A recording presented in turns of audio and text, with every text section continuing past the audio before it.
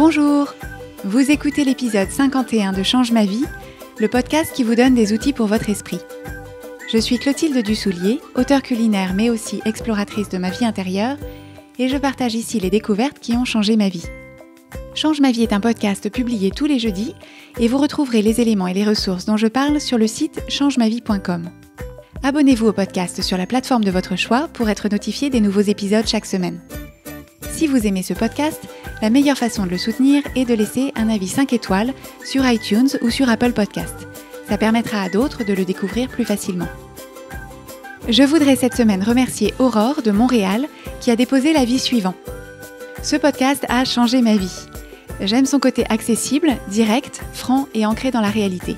En pleine ascension professionnelle, ces écoutes me sont d'une aide plus que précieuse pour ne pas me perdre en route. Un grand merci. Merci à vous, Aurore, d'avoir pris le temps de déposer ce commentaire.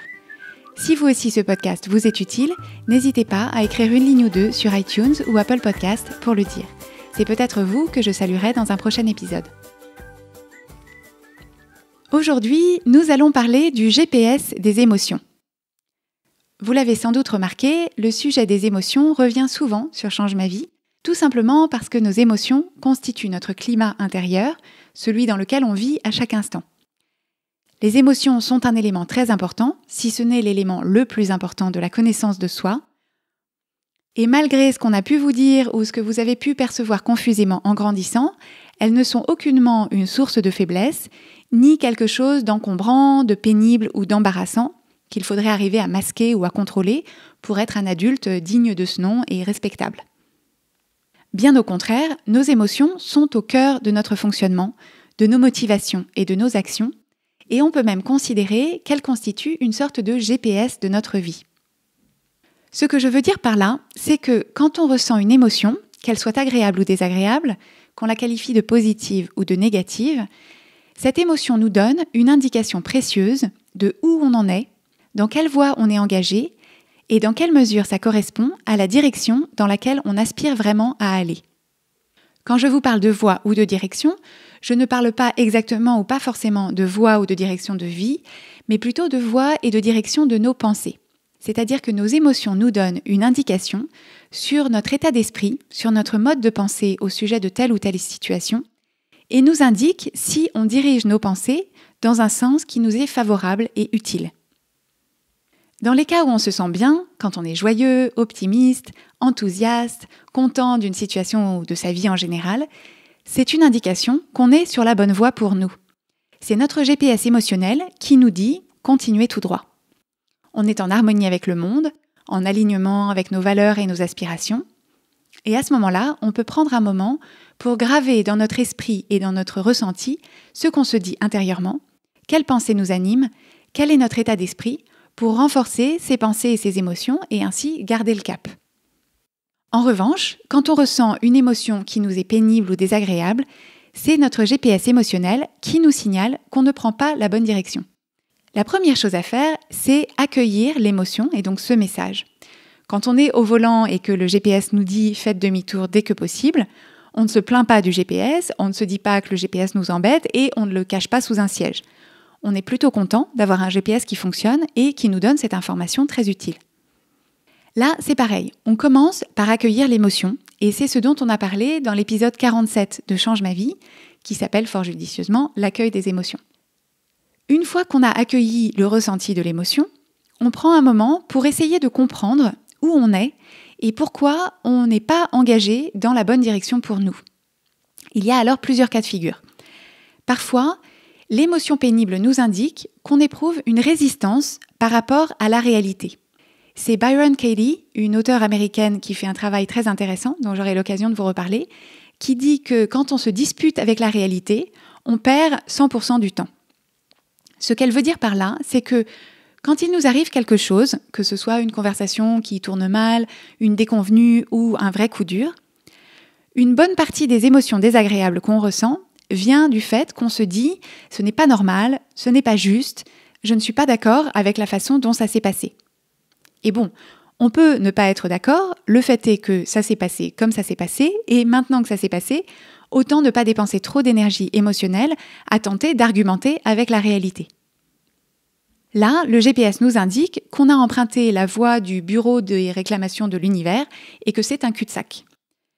Pour faire demi-tour et emprunter un itinéraire qui nous mène quelque part de plus intéressant, on peut pratiquer l'acceptation, donc pas la résignation mais l'acceptation, et se dire bon, ça s'est passé comme ça, on m'a dit telle chose, j'ai fait telle erreur, j'ai appris telle nouvelle, maintenant, sur quoi est-ce que je peux porter mon attention pour trouver un apaisement ou des solutions, plutôt que de rester bloqué sur l'existence même du problème. Dans d'autres cas, l'émotion désagréable nous informe qu'on est en train de focaliser notre attention sur ce qui ne nous plaît pas, sur ce qu'on ne veut pas. Donc par exemple, on est en train de penser à un aspect qui ne nous convient pas dans notre lieu d'habitation, peut-être les voisins bruyants ou le fait qu'on est un peu à l'étroit, et on se sent agacé ou insatisfait. Cette émotion d'agacement ou d'insatisfaction, c'est notre GPS qui nous dit « Cette route n'est pas ton itinéraire favori ».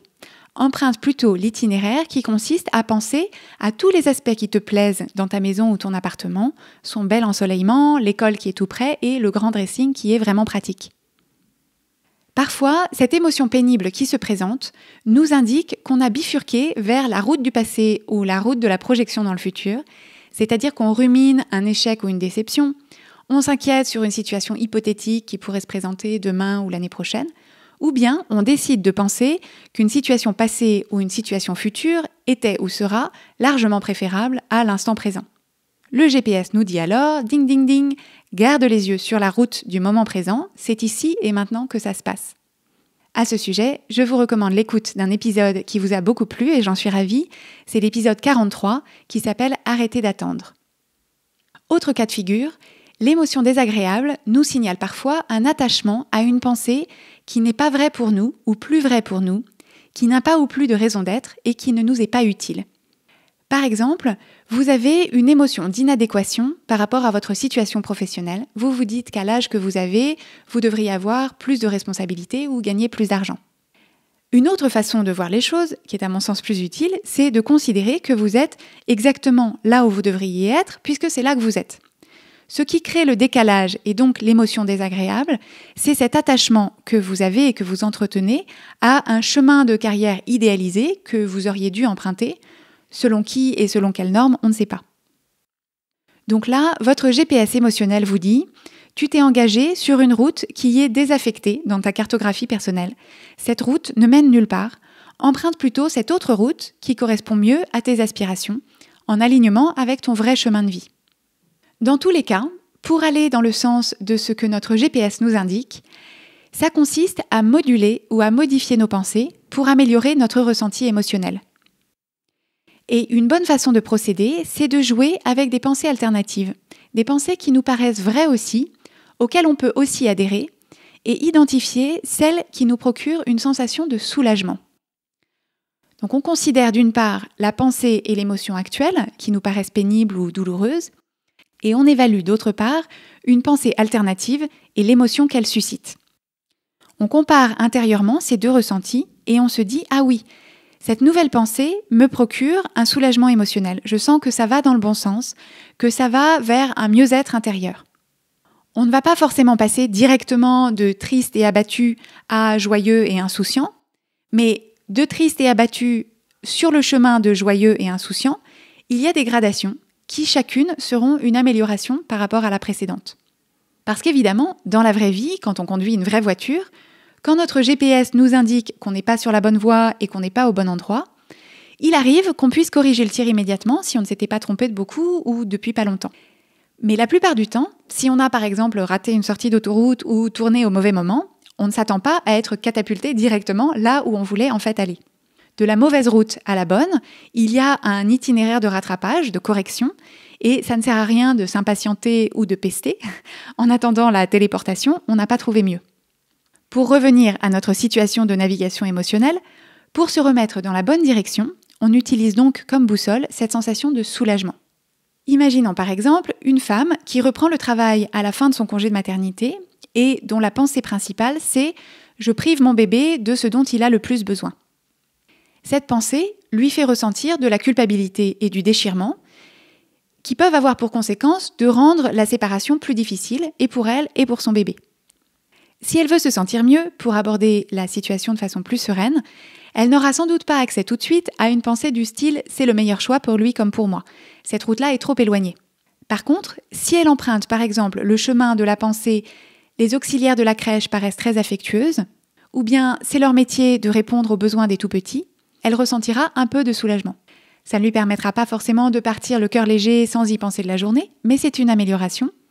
Et une fois qu'elle en est là, l'enjeu, c'est de trouver une autre pensée, puis une autre, qui lui procure petit à petit de plus en plus de soulagement. À condition, bien sûr, qu'elle s'applique à ne pas revenir systématiquement à la route du début, sinon il faudra recommencer. Cette notion de relief, ou de soulagement, je la tiens des livres de Esther et Jerry Hicks, dont je vous ai parlé dans l'épisode 26 de Change ma vie, qui introduisait ma mini-série sur la loi de l'attraction. Dans leur livre qui s'appelle en français « Le fabuleux pouvoir des émotions », que je vous recommande vivement, ils utilisent pour leur part non pas l'image d'un GPS, mais l'image d'une rivière. Dans cette façon de voir les choses, que j'aime beaucoup aussi, on imagine que notre vie est une rivière, avec un courant qui va évidemment vers le bas de la rivière, et que nous, on est sur la rivière, à bord d'une barque avec des rames. Quand on ressent une émotion pénible ou désagréable, selon cette image, c'est le signe qu'on est en train de ramer à contre-courant, qu'on essaye de ramer pour retourner vers le haut de la rivière, et que donc on ne va pas dans le sens du flot naturel de notre vie. Et cette idée de soulagement, de recherche du soulagement, consiste à trouver des pensées qui, progressivement, vont faire demi-tour à notre embarcation pour qu'elle finisse par aller à nouveau dans le sens du courant, dans le sens qui nous est facile et agréable quand on est en accord avec nous-mêmes, quand on poursuit nos aspirations sincères, authentiques, dans la quiétude et la sérénité. Pour appliquer cette notion, je vous propose de mettre à profit la prochaine occasion où vous vous trouverez confronté à une émotion qui vous paraît difficile ou désagréable et de vous imaginer que cette émotion, c'est votre GPS émotionnel qui vous parle.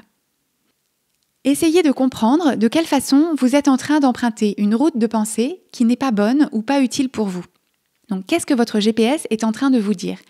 Essayez de mettre le doigt sur la pensée ou les pensées qui sont au cœur de ce ressenti pénible et évaluez d'autres pensées, des pensées transversales qui vous sont accessibles depuis la route sur laquelle vous êtes actuellement, pour voir si vous en trouvez une qui vous procure du soulagement, qui vous fait vous sentir un tout petit peu mieux.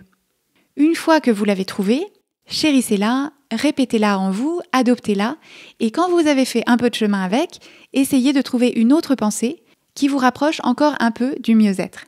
C'est un processus qui peut prendre plus ou moins longtemps, de quelques secondes à plusieurs semaines, selon la distance entre là d'où vous partez et là où vous voulez aller. Mais une fois que vous serez sur la bonne route, vous le saurez parce que votre GPS vous dira « continuez tout droit ». Vous retrouverez les notes de cet épisode sur changemavie.com où vous pouvez aussi vous inscrire à la newsletter pour recevoir 3 exercices simples pour mieux explorer votre esprit. Si vous avez envie de plus de clarté dans votre cheminement, envie de mieux vous approprier les outils dont on parle sur Change ma vie, d'avancer plus vite avec plus de confiance, sachez que je propose une formule d'accompagnement personnalisée. Je travaille avec un tout petit nombre de personnes parce que c'est un suivi vraiment sur mesure et si c'est quelque chose qui vous intéresse pour vous, je serai ravie d'en discuter. Rendez-vous sur la page changemavie.com/coaching pour en savoir plus et solliciter une première conversation de découverte. Abonnez-vous au podcast Change ma vie sur iTunes, laissez-y votre avis si vous le voulez bien et suivez son actualité sur Instagram et sur Facebook sous l'identifiant Oui Change ma vie en un seul mot. Et n'hésitez pas à partager ce podcast avec vos amis si vous pensez qu'ils pourraient en bénéficier. Merci et à jeudi prochain.